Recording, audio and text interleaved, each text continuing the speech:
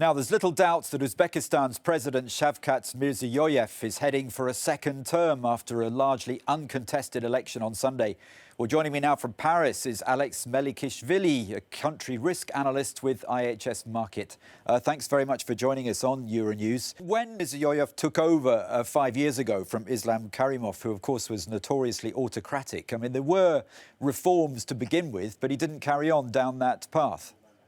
So it depends on how you parse it, really. When it comes to some of the economic reforms, he has done some. There are some notable achievements. For instance, about a year and a half, 2 years ago, he created the Anti-Corruption Agency, which in and of itself is a recognition that the graft remains a problem, a systemic problem across state institutions. He also liberalized the currency exchange, which is very important.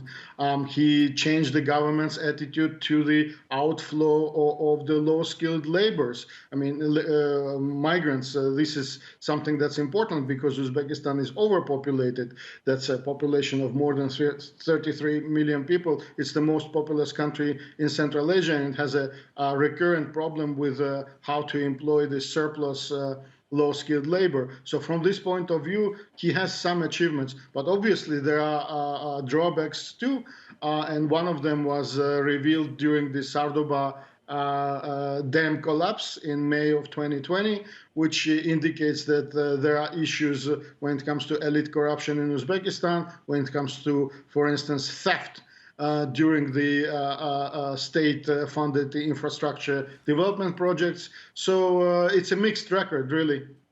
And just looking ahead to his second term then, it's largely going to be defined from an international point of view, I suppose, by Afghanistan, of course, because they share the border.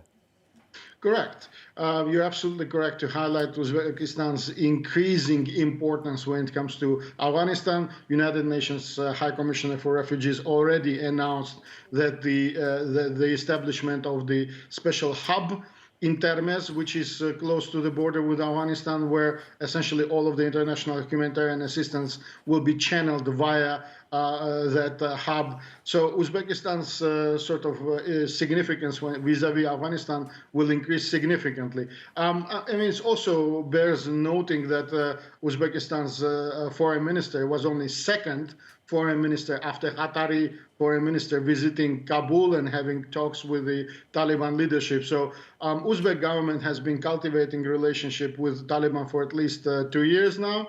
And the attitude is very kind of, it's a working mode.